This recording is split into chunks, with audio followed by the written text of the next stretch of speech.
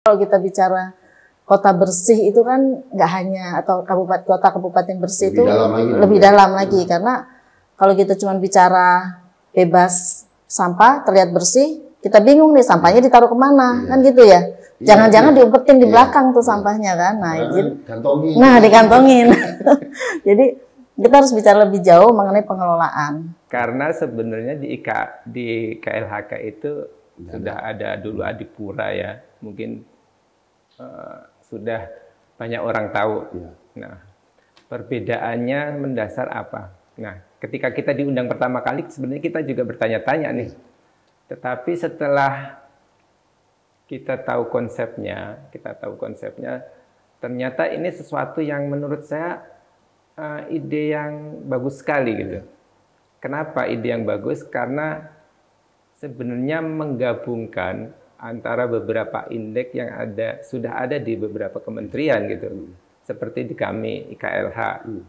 IKLH kemudian ada yang di Dirjen PSLB 3 itu Adipura persampahan masuk juga. Nah, artinya dari beberapa indeks kemudian juga ada dari komponen-komponen yang lain juga masuk. Sehingga tadi yang disampaikan Bu Lina itu komprehensif itu memang betul. Ternyata yang dimaksud kota bersih itu lebih komprehensif. Tidak hanya dari unsur lingkungannya saja. Kalau kita kan melihat kota bersih yang dulu ada di KLHK itu lebih pada komponen sampahnya saja. Hal-hal teknis ya? Ya, teknis dan fisik dan manajemen, tapi hanya di sektor persampahannya aja. Nah, ini lebih dari itu. Dari sisi lingkungannya dapat, kebijakannya dapat, dari kesehatan dapat. Kami selalu menggaungkan bahwa lingkungan itu tanggung jawab dari kita semua, gitu. Jadi kalau kita bicara bersih, itu tanggung jawab kita semua. Nggak bisa pemerintah aja yang bekerja, kemudian masyarakat saja yang bekerja, nah itu nggak bisa. Jadi dengan adanya penilaian ini, kemudian masyarakat juga mengetahui nilai dia berapa di dalam penilaian kota bersih atau kota kabupaten bersih ini, itu harusnya ditularkan lagi oleh pemerintah daerah kepada stakeholder basis, yaitu masyarakat, bahwa ini tanggung jawab.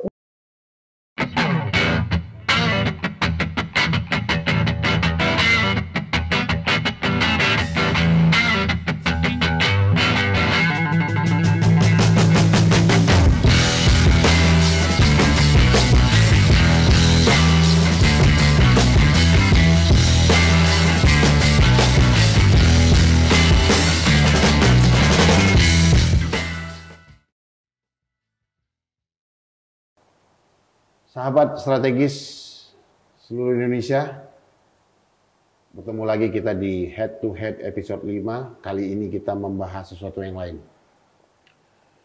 Head to Head, bongkar strategi perubahan, bongkar strategi inovasi. Pada kali ini kita akan membahas bagaimana konsep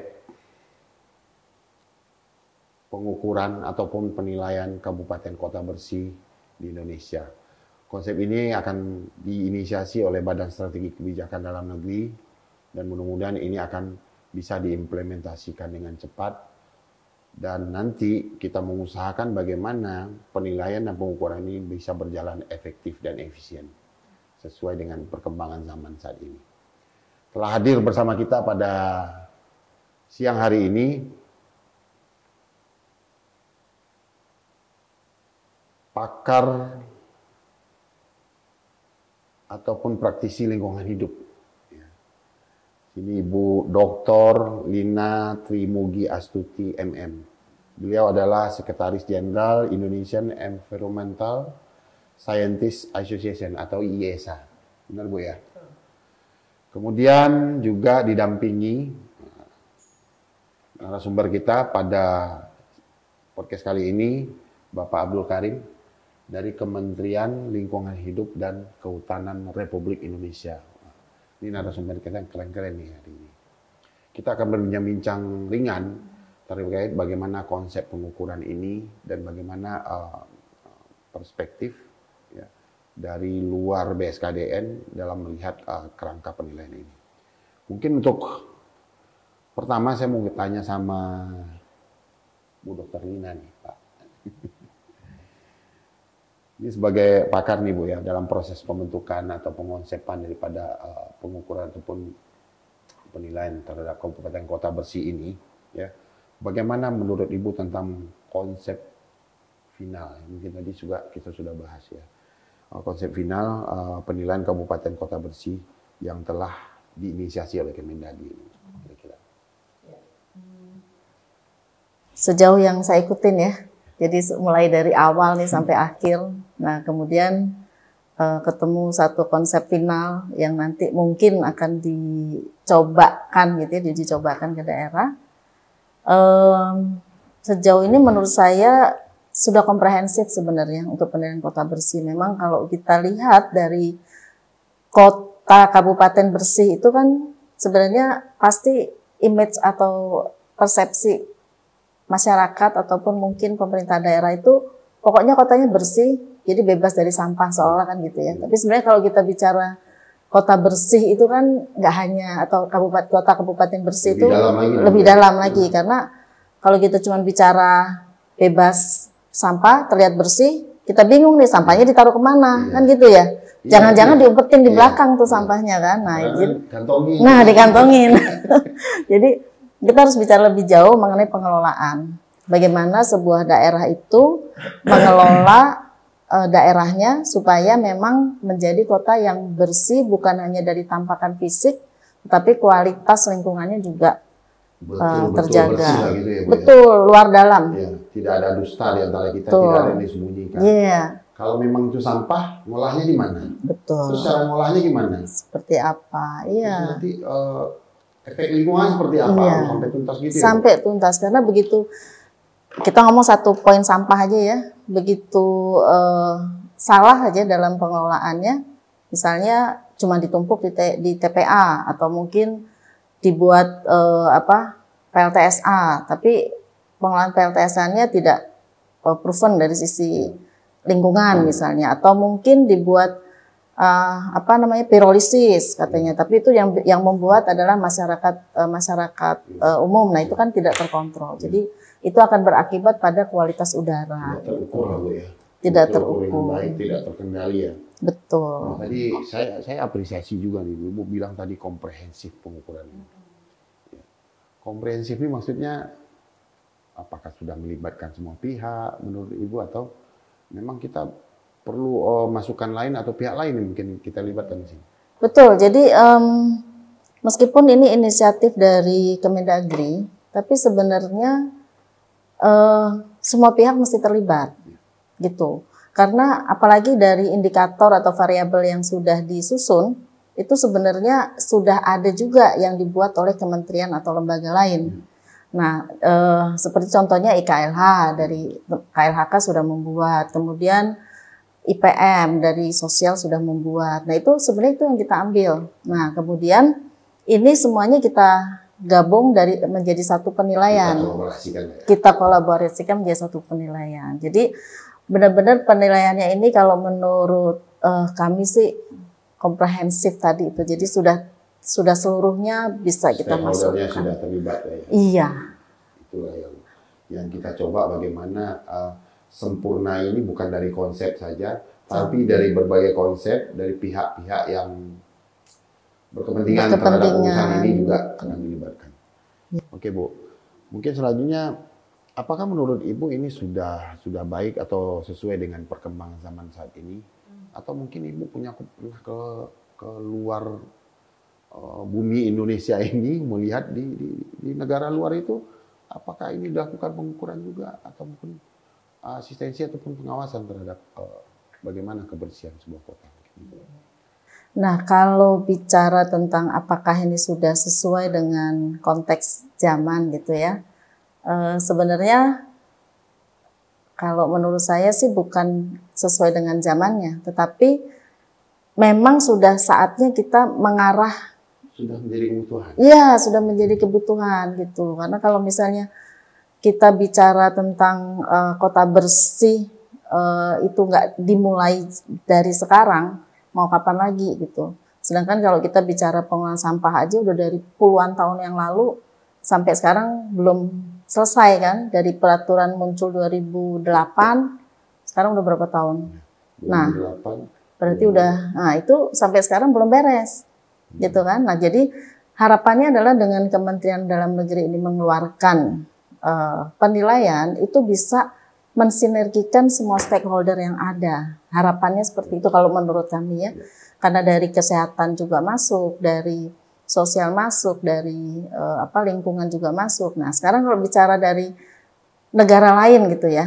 Saya rasa ini sudah menjadi komitmen semua negara ya. Karena di dalam SDGs itu kan ada salah satu hal kebutuhan air bersih, permukiman yang sehat, terus kemudian kelayakan hidup ya, stunting segala macam. Nah ini kan kita sebenarnya dari tahun 2005 ya atau 1995 ya, saya lupa tuh untuk SDGs itu. Nah itu kan sudah mulai digulirkan. Nah kita sebenarnya menjalankan bagian dari itu kalau menurut saya. Berarti mulai dari hulunya sampai hilirnya. Mungkin kalau saya ini awam-awam nih Bu, terkait juga dengan green economy, green development kali ya untuk bisa menciptakan bagaimana pemukiman bersih itu yang ramah lingkungan apa dan sebagainya.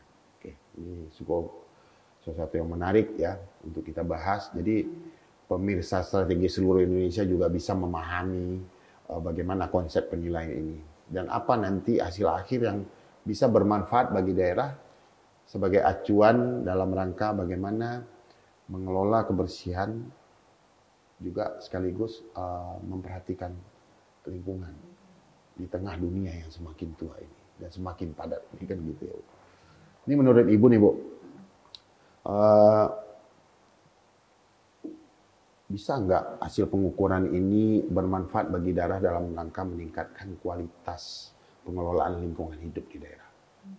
Ya, tentunya kalau dilihat dari variabelnya atau indikatornya yang dimunculkan, seharusnya bisa.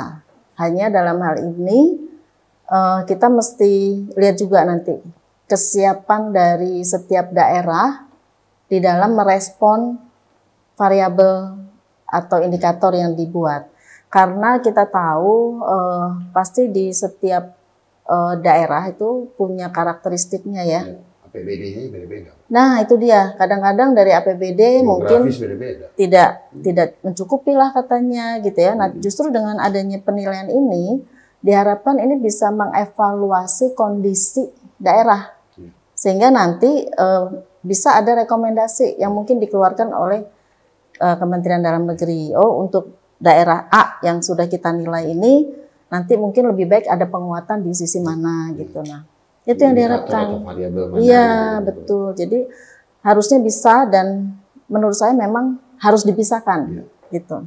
Mungkin langkah strategisnya adalah bukan hanya rekomendasi tapi juga ditindaklanjuti dengan perencanaan, penganggaran, pelaksanaan evaluasi Iya betul. Kemudian dengan kolaborasi ini akan semakin kuat ya Bu untuk pengelolaan lingkungan dan kebersihan di kabupaten kota. Mungkin kita beralih ke Pak Abdul Karim ya dari Kementerian Lingkungan Hidup dan Kehutanan Republik Indonesia ya. Bapak di mana-mana ya Pak lahannya Pak ya. Kan di mana-mana. Ini Bapak Abdul Karim kan di Kementerian Lingkungan Hidup dan Kehutanan sudah menangani masalah indeks kualitas lingkungan hidup. Ya. Udah lama ya Pak ya. Udah lama itu ya. Cukup lama ya. Nah ini bagaimana kita dengan Kemendagri kan melakukan kolaborasi sehingga daerah ini menjadi perhatian ya. Jangan hanya memikirkan hal-hal yang misalnya urusan wajib pelayanan dasar, ternyata lingkungan hidup juga harus perhatikan. Nah ini menurut Bapak nih konsep penilaian atau pengukuran kabupaten atau kota bersih ini yang digagas oleh BSKDN Kemendagri ini kira-kira menurut kacamata Kementerian Lingkungan Hidup dan Kehutanan gimana menyambut ini gitu? Pertamanya itu kita bingung ya. Kita bingung ini apa lagi nih? Iya, ya. Sama lah Pak. Karena sebenarnya di KLHK itu sudah ada dulu Adipura ya, mungkin sudah banyak orang tahu. Ya. Nah, perbedaannya mendasar apa? Nah, ketika kita diundang pertama kali sebenarnya kita juga bertanya-tanya nih. Tetapi setelah kita tahu konsepnya, ternyata ini sesuatu yang menurut saya ide yang bagus sekali gitu. Kenapa ide yang bagus? Karena sebenarnya menggabungkan antara beberapa indeks yang sudah ada di beberapa kementerian gitu. Seperti di kami IKLH. IKLH kemudian ada yang di Dirjen PSLB 3 itu Adipura persampahan masuk juga. Nah, artinya dari beberapa indeks, kemudian juga ada dari komponen-komponen yang lain juga masuk. Sehingga tadi yang disampaikan Bu Lina itu komprehensif itu memang betul. Tidak hanya satu aspek saja yang dinilai, lingkungan ada, kesehatan ada, peran serta masyarakatnya ada. Jadi saya membayangkan nanti akan menghasilkan sebuah nilai yang memang komprehensif, tidak hanya di lingkungan, di kesehatan, tapi sudah menyeluruh. Nah, itu menurut saya sangat bagus, dan yang lebih bagus lagi, yang lebih bagus lagi itu karena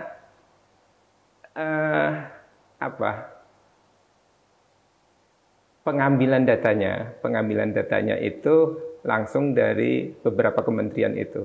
Data udah jadi, kemudian diolah kembali, menghasilkan satu nilai itu. Dibobot kembali. Iya. Itu. Artinya boleh dibilang ini super indeks ya Pak. Nah, kawan-kawan daerah ini, pemirsa strategis ini kan mikirin, ini indeks apa lagi nih? Terus apalagi yang harus diinput? Pikirannya seperti itu ya. Sementara kita sebenarnya melahirkan ini konsep bagaimana daerah juga bisa lebih baik ya, bisa lebih nyaman di dalam memenuhi aspek ataupun variabelnya. Kita juga tentu memikirkan bagaimana efektif dan efisiensi dalam menginputnya. Gitu. Betul. Mungkin nanti ada yang beberapa yang diinput daerah, ada beberapa data yang memang sudah ada, kan gitu ya Pak? Betul. Dan dalam hal ini mungkin keterlibatan Kemendagri mudah-mudahan ini bisa lebih menjadi perhatian bagi pemerintah daerah. Kemendagri selaku poros pemerintahan daerah juga, ya. Mungkin ini bisa lebih daerah juga bisa lebih komprehensif ya dalam mengikuti ataupun menginput daripada indeks ini nanti, dan juga rekomendasinya juga ditindaklanjuti secara serius mulai dari perencanaan, penganggaran, dan pelaksanaannya nantinya. Baik Pak, terima kasih. Kemudian kita lanjut nih Pak ya. Apakah kedepannya penilaian kabupaten ataupun kota bersih ini dapat bersinergi dengan penilaian yang ada di Kementerian Lingkungan Hidup? Mungkin tadi sudah terjawab, tapi saya mungkin lebih cenderungnya apa sih beda Adipura dengan penilaian itu gitu loh. Monggo Pak. Iya, itu yang sebenarnya pertanyaan saya juga pertama kali awal-awal. Tetapi setelah kita masuk lebih dalam di dalamnya dan melakukan pembahasan beberapa kali, saya dapat clue-nya. Ternyata yang dimaksud kota bersih itu lebih komprehensif, tidak hanya dari unsur lingkungannya saja. Kalau kita kan melihat kota bersih yang dulu ada di KLHK itu lebih pada komponen sampahnya saja. Hal-hal teknis ya? Ya, teknis dan fisik dan manajemen, tapi hanya di sektor persampahannya aja. Nah, ini lebih dari itu. Dari sisi lingkungannya dapat, kebijakannya dapat, dari kesehatan dapat. Nah, yang perbedaan nyatanya di situ. Perbedaannya kalau yang di KLHK itu pure terkait dengan kebersihan fisik dan manajemennya, kalau ini sudah meluas. Dan yang sebenarnya membuat ini nanti mungkin akan lebih hidup lagi itu adalah kita melibatkan daerah dalam input data itu kecil. Karena yang dirasakan berat oleh daerah itu sekarang adalah input data. Nah, itu pun terasa ketika kami melakukan pengisian indeks kualitas lingkungan hidup. Mereka sebenarnya sudah patah arah. Iya, sudah keberatan lah dalam hal itu. Nah, dengan kebijakan bahwa mengurangi daerah berinteraksi dalam penginputan data itu akan lebih bagus lagi.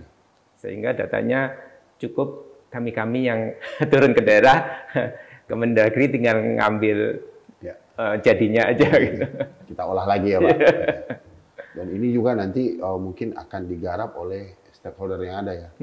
Mungkin data ini juga akan dimanfaatkan juga untuk sebagai analisa ataupun riset ya nanti. Bagaimana pengembangan terkait dengan pengelolaan lingkungan yang baik itu sebenarnya gimana gitu. Baik, ini sangat komprehensif sekali para pemirsa strategis di seluruh Indonesia. Kita sudah tahu nih bedanya antara pengukuran ataupun penilaian kabupaten kota bersih ini dengan Adipura. Jadi jangan disamakan. Ya. Hari ini kita sudah dapat penjelasan yang cukup bagus, cukup jelas. Ternyata ini hal yang berbeda. Mungkin ini terakhir kepada kedua narasumber nih. Saya mau tanya mungkin dari Bu Lina dulu, Dr. Lina dulu. Ya. Apa harapan Ibu di depan dengan adanya ini terkait dengan manfaat indeks ini terkait dengan fungsi YESA ke depan? Ya, oke. Jadi dengan adanya indikator ini, indikator kabupaten kota bersih atau daerah bersih, gitu ya. Dan proses yang nanti akan dilakukan untuk mendapatkan nilai ini, harapannya itu ini tidak dijadikan hanya sekedar nilai, tetapi ini adalah tanggung jawab.